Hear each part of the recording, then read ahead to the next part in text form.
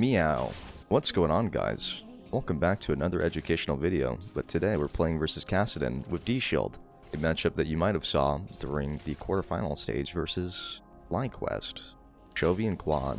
Personally, I'm not a big fan of any Kassadin matchup just because his champion's design is essentially a ticking time bomb that you can never stop. He's got magic damage protection on his Q, he's got magic damage protection on his passive, he has infinite sustain, and he is one of the strongest early game spikes at level 6. A lot of people like to say that Kassadin is straight up just a late game champion, but he wins almost every single matchup after level 6, which makes me completely confused in that capacity. Very easy to succeed with this champion if you're able to just infinitely drain tank and then hit your item spikes for free. But the goal here really is just find as much passive damage as we can because auto attacks are less defended against since they are physical. And then we want to zone them away from the wave by causing this to bounce towards us, which we kind of failed to do, but thankfully Minion AI was able to bridge that gap. It does mean I won't be able to assist my jungler with any of their invades or stuff like that, but my goal is to delay the power spike of Kassadin. That is my primary goal and my only goal.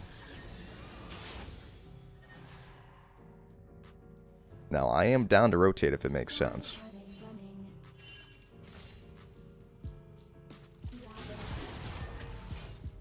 But again, keep in mind that because this guy has D-Shield, if I'm very inefficient with my mana or I overuse my spells, there's a chance that I'm just unable to put any pressure on him whatsoever as a result of my mana pool being depleted. So my goal is to efficiently trade around my mana flow band or make sure that when I'm using my combo that I am not piercing through minions with my Q as a result of the 30% damage reduction on top of his insane MR values.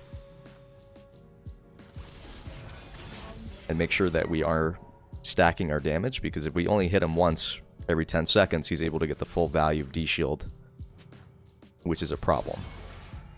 Because once he is below a certain amount of HP, he's effectively healing 40 every single time that I hit him with a right click, which I am a big anti-fan of. As you can see right now, we are 30 CS versus 12, which means that we're doing a relatively decent job of putting pressure on this guy. Now, fortunately, we are able to find space there, and this minion wave is going to be pushing back towards me.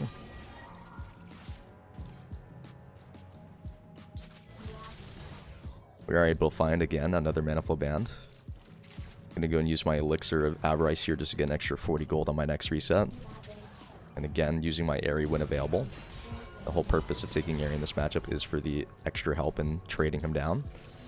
Because if we get him low enough, he won't be able to walk towards the wave to actually trade for these minions using his Q. And that's kind of my goal, right?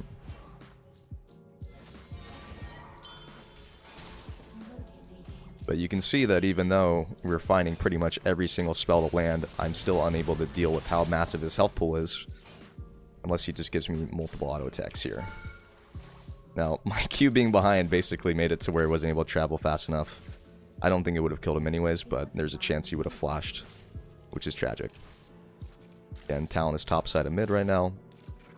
So I'm able to consistently just play for the push here, and we're just going to give him this whole wave and reset.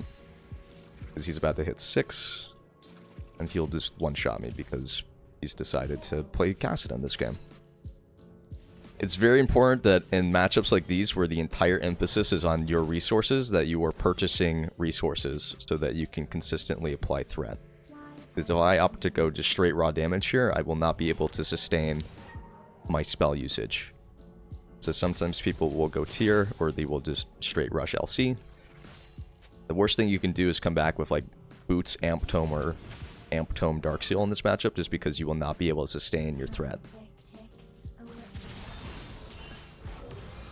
So he's hit 6 now, which means that he's able to extend trades as much as he wants, which means I now have to space around his range accordingly.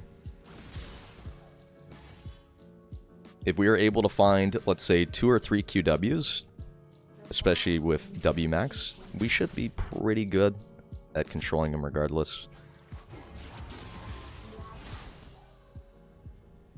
We just don't want to give him any first strike procs or anything like that. If he looks for a reset here, he's going to be able to get his health back, so we're just going to hard push this and make sure that he's forced to trade HP for these minions. So I'm just going to hard push now. Because if he does leave, he loses this entire wave. And that is denied 1, 2, 3, 4, 5, 6, 7 minion for free.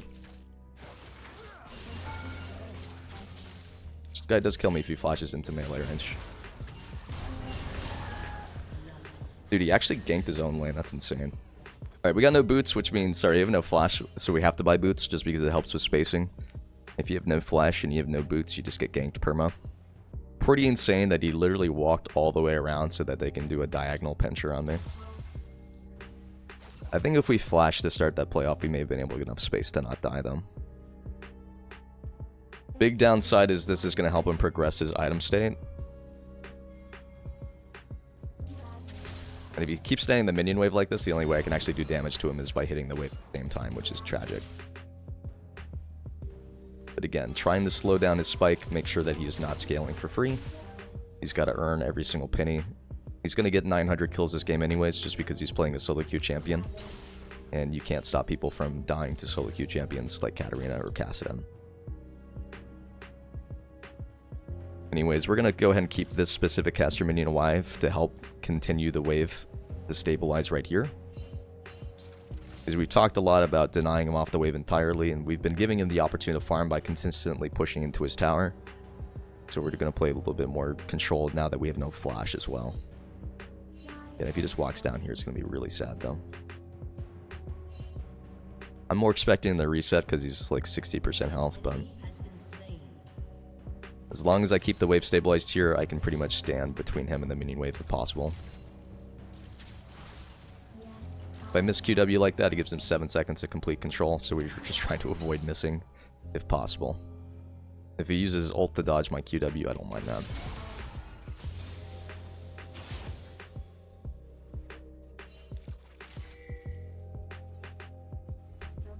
Standing here makes it hard for Kassadin to contest wave, but also makes it hard for Talon to gank, which is fantastic.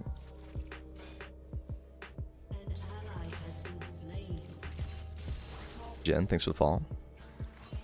Talon is bot side, so we should be hovering top side of mid. That should be kill nice. Shaco Orianna is actually one of the strongest duo combos in the game, just because the ball is invisible when it's on an invisible target. So I could slap E onto Shaco, Shaco Qs directly into 4 of their players, and I just get a 4-man shockwave every single time. So it is kind of a disgusting combo. So hopefully we get to do it this game. Are you Ori main? It's my second most played. I'm well known for my Orianna, even though I played more Syndra, which is funny.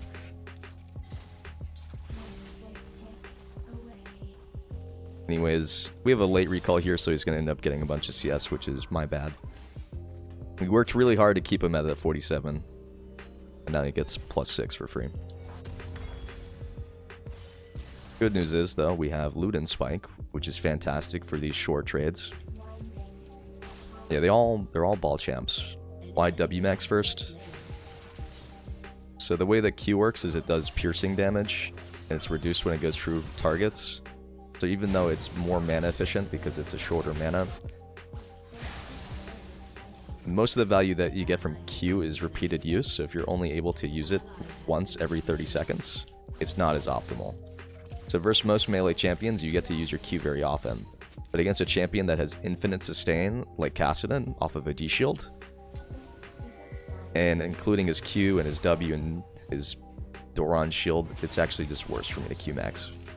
So ironically, the use case of Q-maxing is for a specific use case, and then it's even worse when you do Q-maxing in that use case.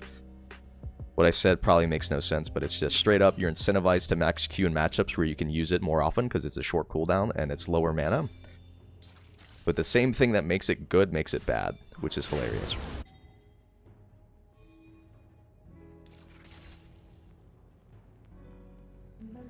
I'm going to defend this melee minion, forcing the RQ into it if I can. Anyways, drop a ward before we walk into his tower. Hopefully R's over. I'm going to play for plates here because I can. Even though Amelia just walks on me. If Talon is not here, though, I'm pretty sure I win 1 versus 2. I might even win 1v3. I've got the mana to sustain this, so as long as Talon doesn't walk behind me with ult.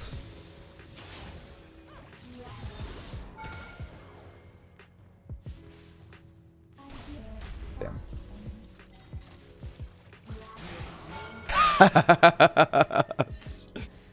Okay. I'll take it. He's not going row build or anything like that, so I am able to do a decent amount of damage. Especially with the Elixir Force and Luden's proc. I was hoping he'd walk into the ball because it's hidden behind the tower, and then it would give me a chance to just RW him, but we missed the timing. I'm going to go and skip out on the control ward, and second item here is Storm Surge because we are playing against 5 squishy champions, but I also need the additional move speed to kite against melee. We could 100% get away with a Shadow Flame this game because we are against a lot of low-res targets, but since we have 3 AP champions and a decent amount of CC, I think that a few of them will be building MR second or third. It will make it a little bit harder to get that item. It's always good to play for survivability if you're not sure. Definitely could just pop their whole team off a combo though. Anyways, Kassadin's bottom, I'm going to look for an ultimate. And by ultimate I mean a teleport.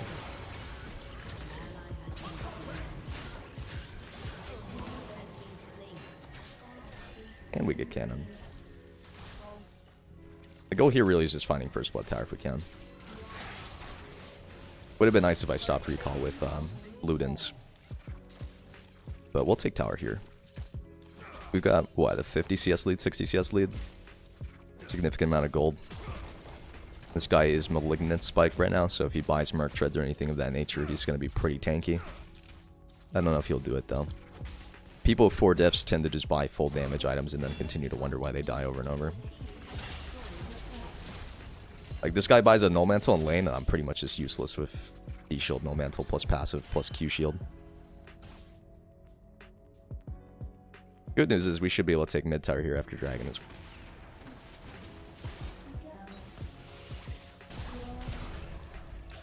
Okay. I fucked up the sequencing of the effects, but fortunately she's just not able to space. I'm just gonna go ahead and take this shot. That's kind of the thing, shares that Rabadon's is just insanely good on Syndra, and it has one of the highest win rates on Syndra if you're able to afford it. It's just that buying a rod into a 1200 recipe cost is expensive, and you really only do that when you're ahead. But against bruisers, it's just really optimal.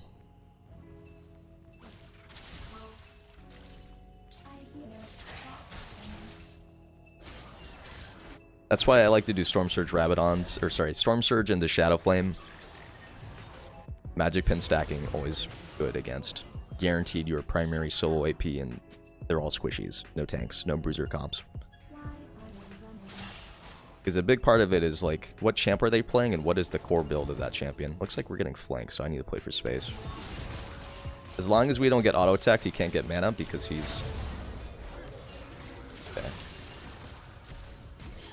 So the moment he uses his R to go over the wall, he's but once they focused him over Talon, I guess it sucks. I do get the kill here, it's not been 20 seconds. Big shutdown.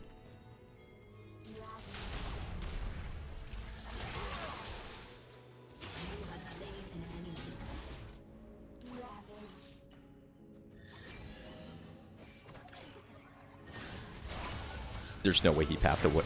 Dude, he's trolling. Okay. I just gotta get around and Jaco can cut off. Never mind. He's probably just gonna get a recall off. There's no way he's still staying under tower.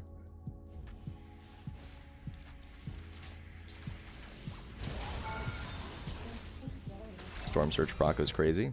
He could flash army and kill me, so... The Shake, I mean, sorry, not the Shake. The Kassadin has, like, no arrogance whatsoever. This guy's just actually... If he got in that bush and then played for an R, he can technically kill me, so he's just actually avoiding combat right now. Which is good. I mean, that's what he should be doing. We're gonna go Zhonya's third just because we're playing against all dive comp. I could just go straight raw damage with a Rabadon's as my third item, and it would 100% work. But... I feel like if I prevent myself from dying this game, I also just am always going to be valuable against this team comp. Because I already pretty much have the damage to one-shot somebody off a QRW. I just need to make sure I can actually do it. But I've got EP for this. Should be good. If they send Talon top lane with Dragon up, we get Dragon for free, which would be nice. Yo, Fairy G, thank you so much for the raid. How was your stream today? Wait, actually it ran down here. Still slowed. Damn. Unfortunately, was not able to find. I'm playing for the cutoff here. I have scrying for vision.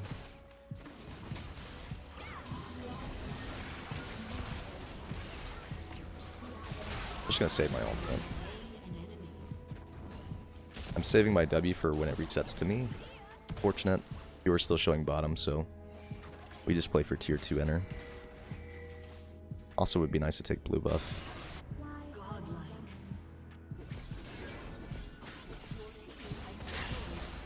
We can probably take enter.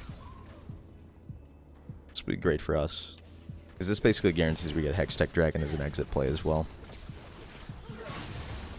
Wow, I kind of choked on that one.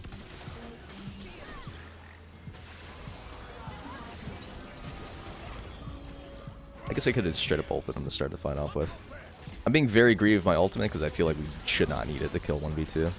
And I'm playing for the team fight after, or during the siege.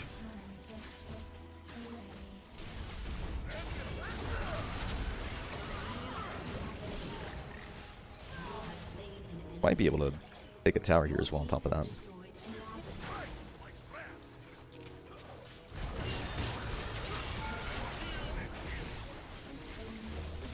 Get the passive, damn. 2 dead. We have a lot of resources available to us still. No sums or ults or anything, but they have to reset real quick, so we have like 8 seconds. This guy's way too far up. Storm Surge. Nice. We'll just defend this cannon menu for our life. We're gonna greed out of our minds until Cassin decides to just flash ult us in the back.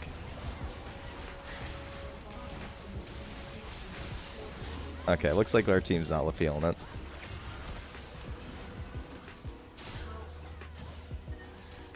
I get it. We can just reset, go for literally any other lane on the map and guarantee that we win anyways. If I get 2 more stacks, I get 10% move speed, which will also help me with spacing, so I'll just go ahead and do that.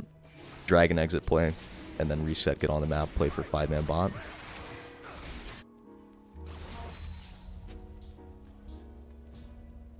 We're the best control mage out there right now. It's Syndra, but Ori's pretty close.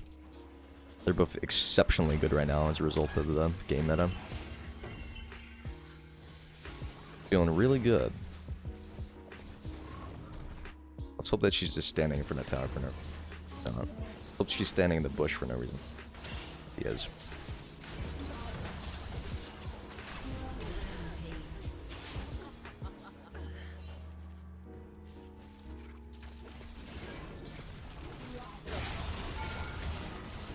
I got Luden's procced into tower aggro.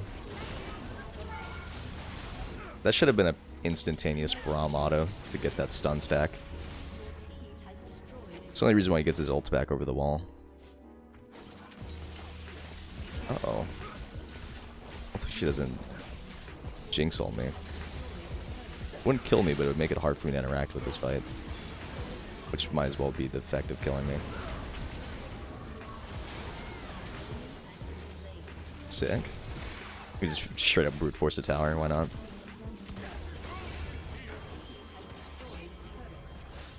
Alright, GG. Thanks for watching, guys. If you liked the video, make sure to like and subscribe.